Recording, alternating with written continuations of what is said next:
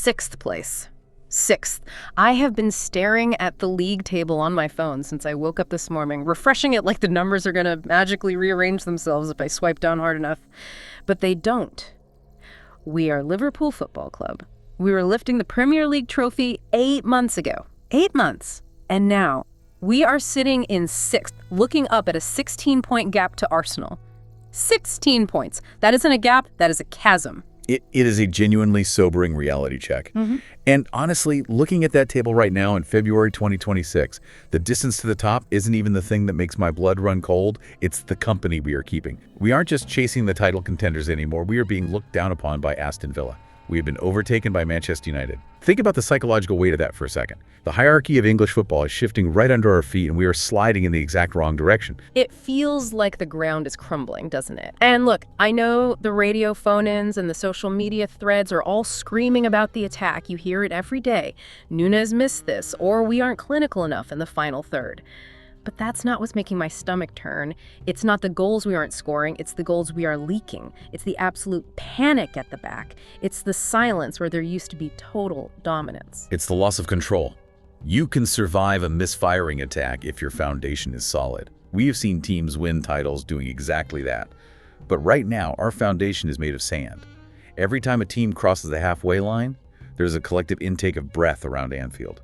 You can feel the anxiety in the stands. Exactly. And it all comes down to the one question that nobody at Anfield, nobody in the COP, and certainly nobody in the boardroom wants to actually voice. It's the elephant in the room that has grown so big it's literally crushing the furniture. What happens when Virgil van Dijk leaves? That's it. That is the question. Say it out loud and it hurts. Because looking at the state of things right now, it feels like we are watching the end of an empire in slow motion.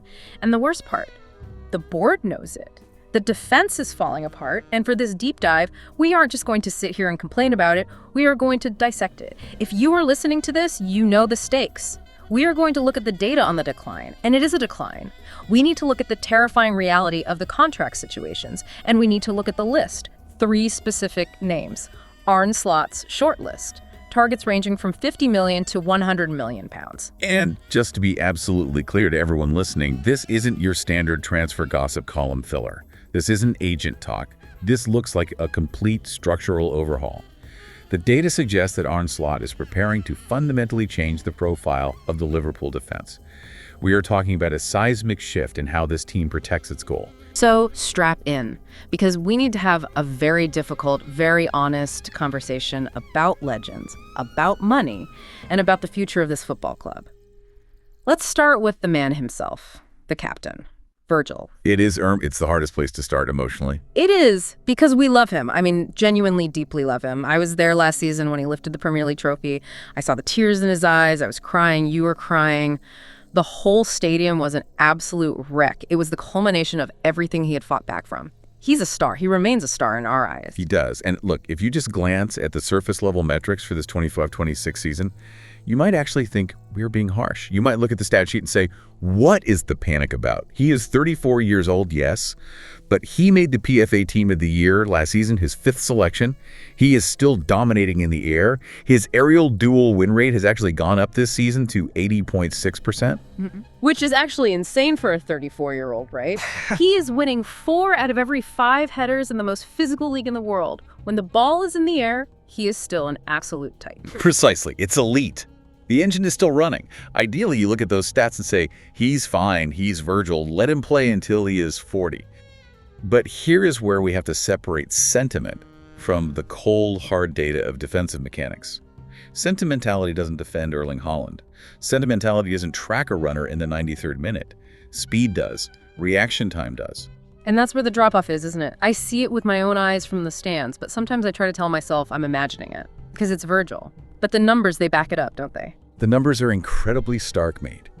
They paint a picture of a player who is fundamentally changing his game just to survive 90 minutes. Let's look at ball recoveries. This is a critical metric for a defender like Virgil, because his game was never about last-ditch tackling.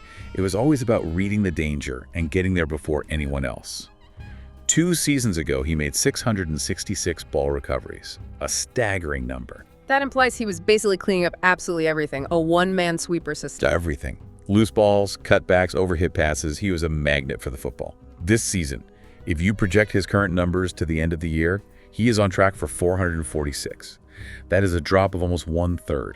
Wow. Okay, so from 666 down to 446. That is massive. That's not a slight dip in form or a tactical tweak from the gaffer. That's a fundamental decline in physical output.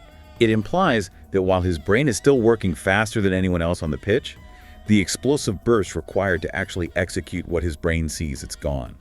Or at least it's fading very rapidly. He reads the game brilliantly, his positioning is still elite, but that ability to step in and pinch the ball, or to turn and sprint 30 yards to recover a loose ball in the channel, we are seeing significantly less of it. It's the recovery geometry that's broken. That's a brilliant way to put it. Yeah. Look at the City goal from the 2-1 loss on February 8th. I know we all want to forget that game, but think back to it. 2 years ago, when that ball goes over the top to Haaland, Virgil turns his hips, and he's at top speed within 3 strides. He cuts off the angle before Haaland even settles the ball. He used to funnel them wide. He didn't just chase. He dictated exactly where the striker was allowed to go. Right, he made the pitch smaller for them, he cornered them. But in that City game, I remember it vividly, he hesitated. Exactly. Look at the freeze frame of that pass. When that ball is played by De Bruyne, Virgil actually hesitates. It's a split second, maybe 0.2 seconds. But in a high line, that hesitation completely destroys the offside trap. He is relying on his reading of the game to intercept the pass before it's played, because he subconsciously knows he absolutely cannot win the foot race if the ball gets behind him. That hesitation is fear, and the data backs it up entirely. His defensive actions distance from goal has dropped by 4 meters this season. He is naturally dropping deeper to buy himself an extra half second of time. Which breaks the whole Arne Slot system. If Virgil drops 4 meters deep, the gap between the defense and the midfield opens up, and suddenly Rodri or Foden has 10 yards of space to operate in the number 10 pocket. It's a massive domino effect. We aren't playing Jurgen Klopp's heavy metal football anymore. We are playing Arne Slot's football, and Slot wants that high line. He demands us to be squeezed up the pitch to suffocate the opposition. And that right there is the crux of the problem. A high line requires center halves who can cover huge expanses of open grass behind them instantly. Virgil's positional intelligence helps him cheat a meter or two, but it only compensates so much against elite athletes. The opponents know this now. They are not scared of the aura anymore. They see the space behind him and they target it. It physically hurts to hear you say that. They aren't scared of the aura, but you can see it on the pitch. Wingers used to stop, hold the ball up, and pass backward when they found themselves isolated against Van Dijk. It was pure intimidation now. They knock it past him and back themselves in a sprint. And we are seeing the consequences of this in the discipline stats too, aren't we? Absolutely. Yeah. 4 yellow cards already this season. His foul count is rising significantly. Why does a defender who is globally famous for never needing to go to ground, never needing to commit a foul, suddenly start picking up bookings? Because he's late to the challenge. Exactly. It is pure compensation. He is having to use his body to stop players because he can no longer win the ball purely on speed and anticipation. He's grabbing shirts, he's blocking runs, he's committing tactical fouls that he simply never used to have to commit. And his contract runs until 2027. He renewed last April, which we all celebrated. I remember the relief when that news broke. But looking at it right now, with these numbers, can he play this specific highline system for another full season? Can he honestly be the anchor until 2028? The verdict has to be honest, and I know it might be painful for you and everyone listening. He is still one of the best leaders in the global game. His distribution is still world-class. He switches play diagonally better than most elite midfielders. But Liverpool absolutely cannot enter the 2026-2027 season without a nailed-on successor.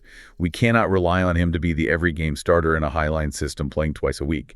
The cliff edge comes for every single player, and for Virgil, the slope is starting to get very steep. So that's the legend, the fading star. That's the emotional blow we have to process. Now let's talk about the actual headache. The ticking time bomb that is giving the board sleepless nights. Ibrahima Konaté. Because the situation makes me want to scream into a pillow. This situation is arguably far more urgent than Van Dijk's physical decline. Van Dijk is father time catching up. Konaté is a catastrophic contractual and management crisis unfolding in real time. It's chaos, absolute amateur hour. He is 26 years old. He should be entering his absolute prime. He should be the guy confidently taking the keys to the defense from Virgil right now. He should be the one leading this backline for the next 5 years. But instead, His contract ends in June 2026. That is 4 months away. 4 months. He could legally agree to leave for free right now. £0 for a prime-age center half. If he walks out that door for free, it is a catastrophic failure of business management by FSG and the sporting directors. Liverpool signed him for £36 million.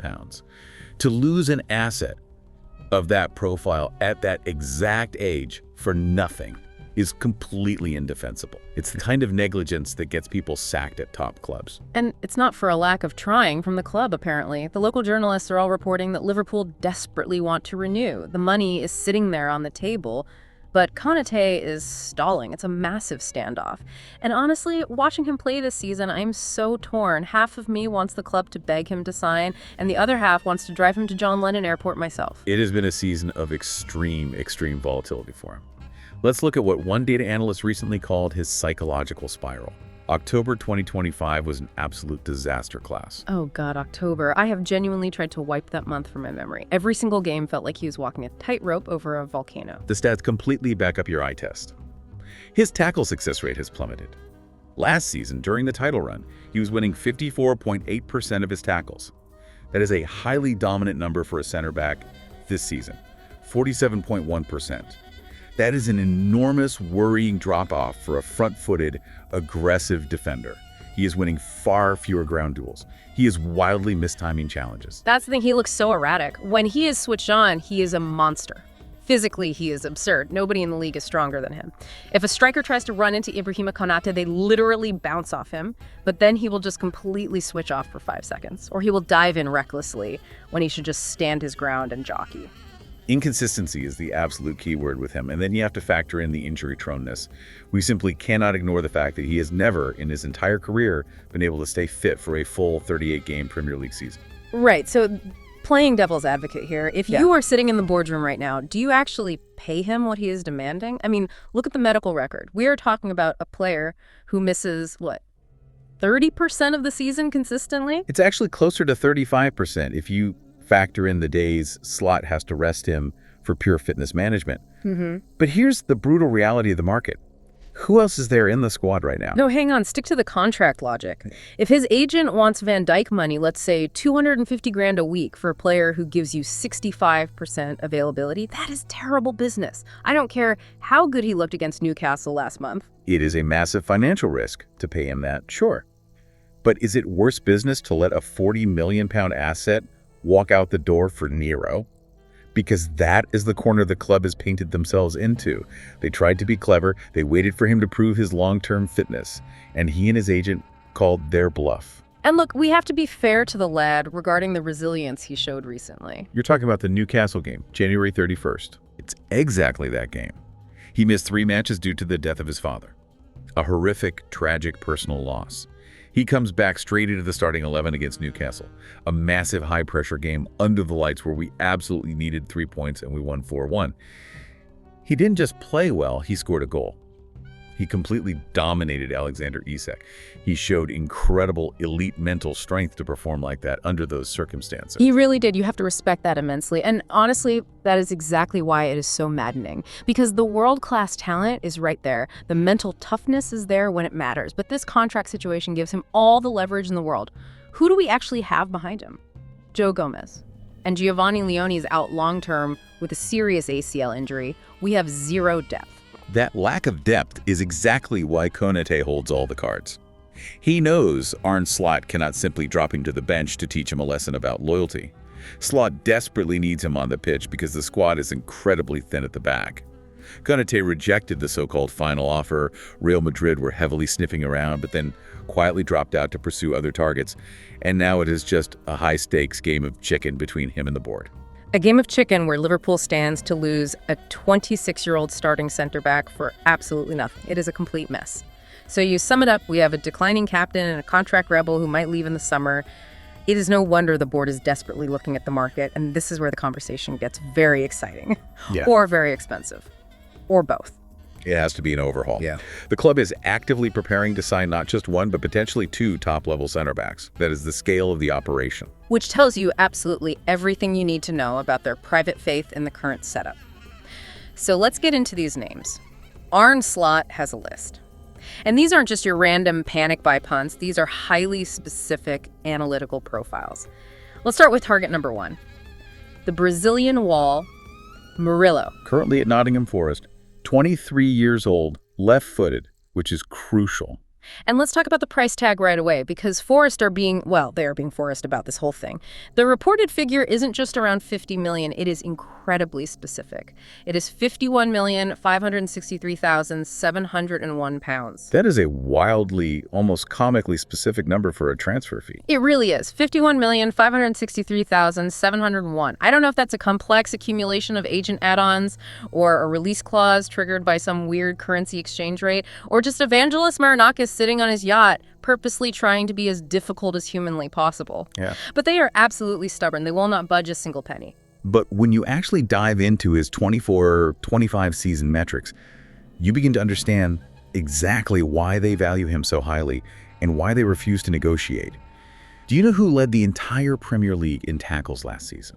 Out of every single player. I would have instantly assumed it was a defensive midfielder. Usually it's someone like Joe Palhinha or Moises Caicedo, someone operating right in the engine room, breaking up play. It was Murillo. 242 tackles in one single season. That is genuinely astonishing. 242 tackles. That isn't just defending, that is actively hunting players down. It is staggering. It indicates a player who is incredibly aggressive, who throws his body at absolutely everything. He plays constantly on the front foot. For a high-pressing team like Slot's, having a defender who is supremely comfortable stepping out of the back line and engaging the ball that high up the pitch is a massive weapon. Remember, he arrived from Corinthians in Brazil for just 6 million euros and instantly, seamlessly adapted to the insane physicality of the Premier League.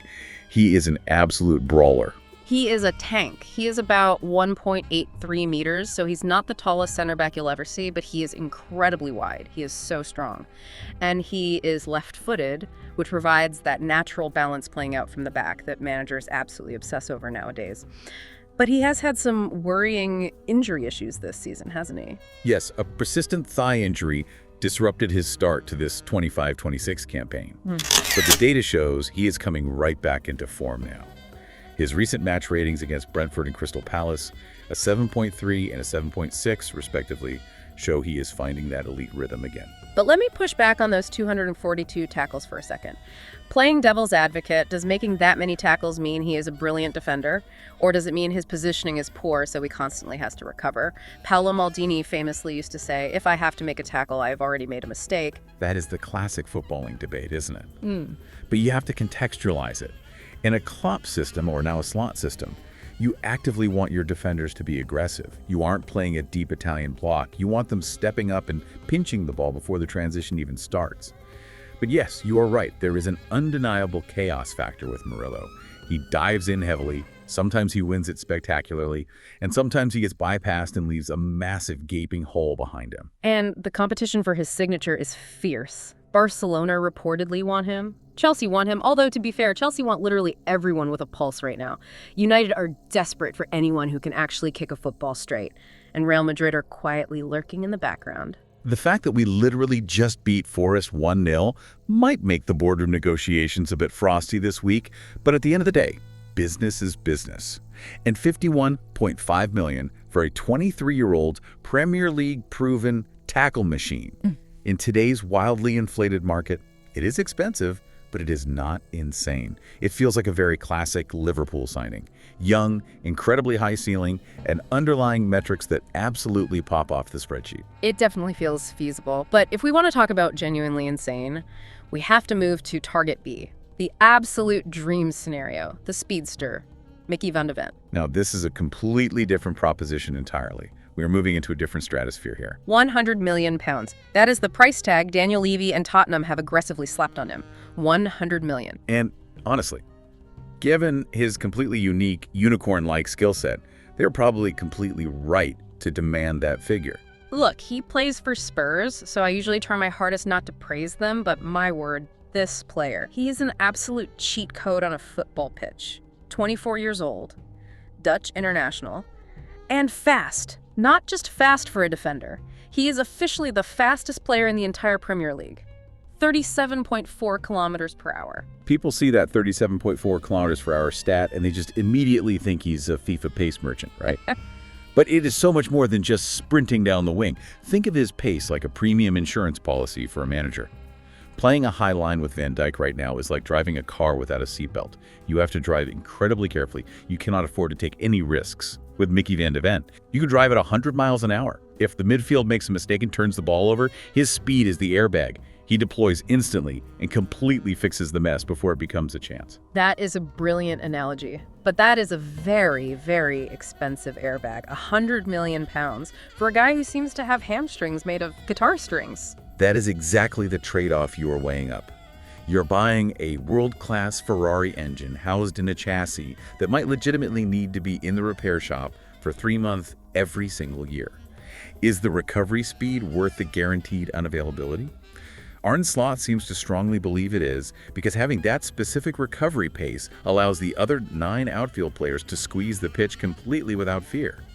Plus, he actually contributes going forward. He's got 4 goals and an assist. It's the Ferrari in the shop problem. It is unbelievable when it runs on a Sunday, but if it's breaking down half the time, is it actually worth the massive investment?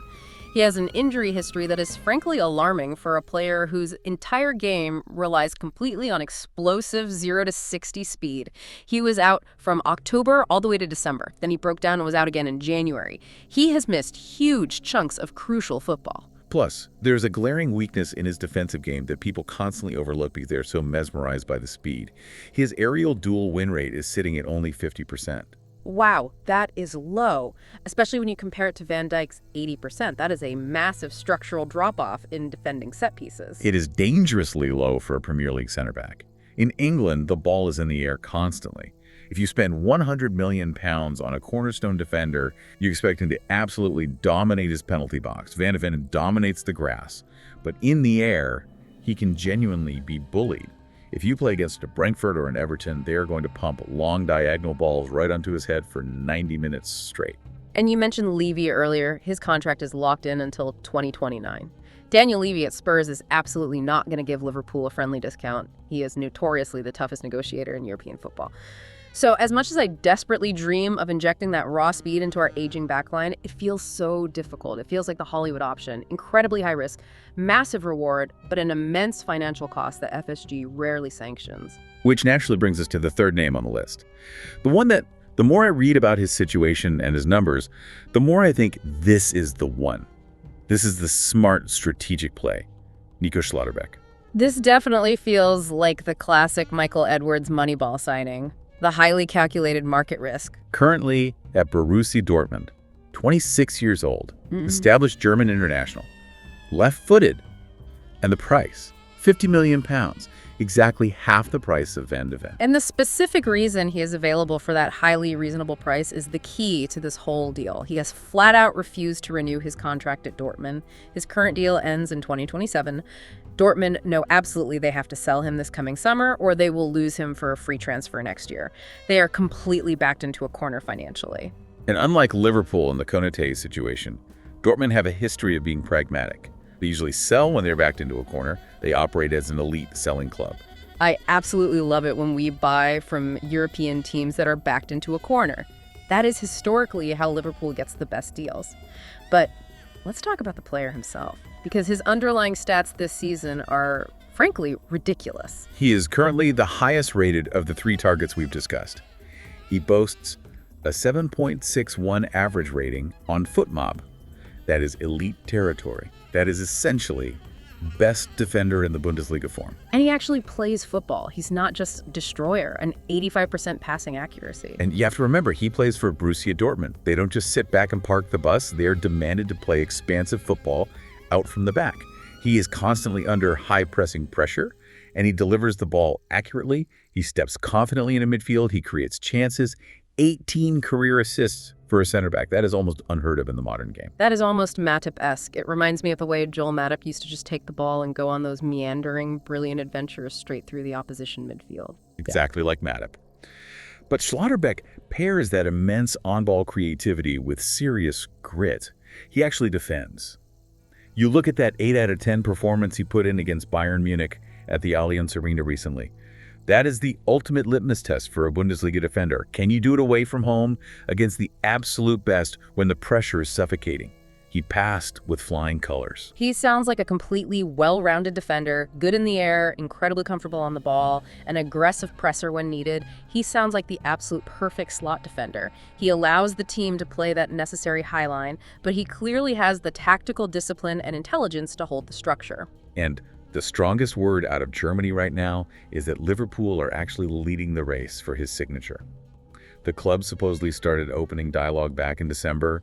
Real Madrid are definitely sniffing around the situation, but we can actually offer him something that Carlo Ancelotti cannot. What's that? I mean, Madrid is Madrid. They usually get who they want. Stability and a completely guaranteed starting spot.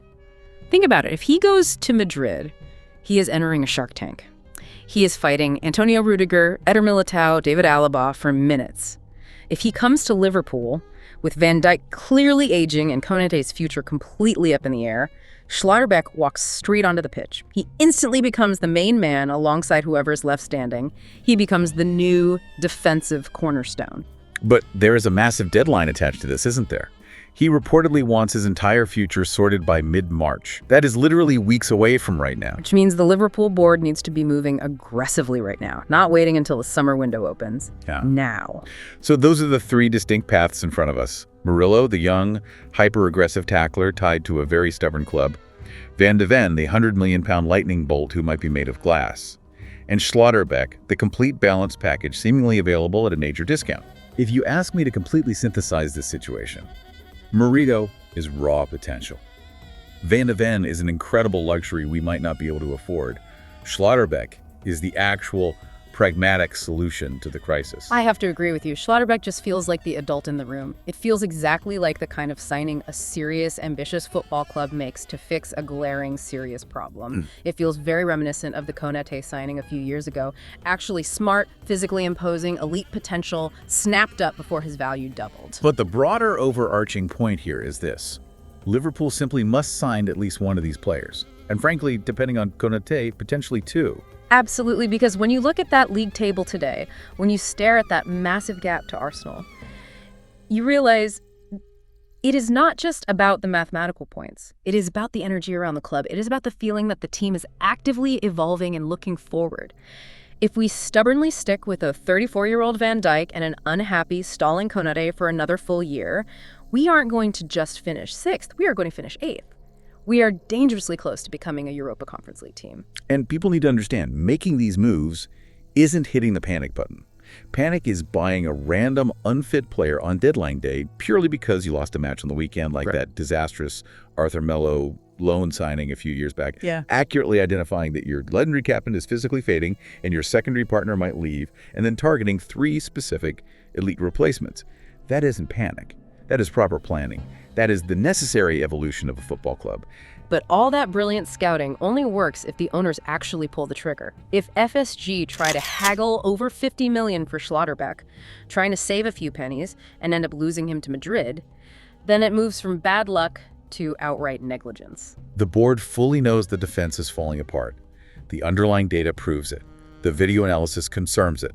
The only variable left in this entire equation is their actual willingness to open the checkbook and pay the bill to fix it. We are standing at a massive crossroads right now. We either spend the money to rebuild the wall today, or we sit back and watch the entire roof cave in on us next season. If you love this club, you know exactly what needs to happen. We desperately need fresh blood, we need defensive security, and we need to get it sorted before Virgil walks out that door for the last time. The clock is ticking loudly on the Konaté contract, and it is ticking on the entire transfer window planning phase. The time for sentimentality and living in the past is officially over.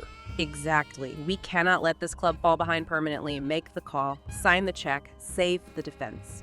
Thank you for listening to this deep dive. Let's sincerely hope the next time we sit down to speak, we are talking about a massive welcome to Liverpool announcement, holding up a red shirt, and not dissecting another miserable away loss to Aston Villa. Up the Reds.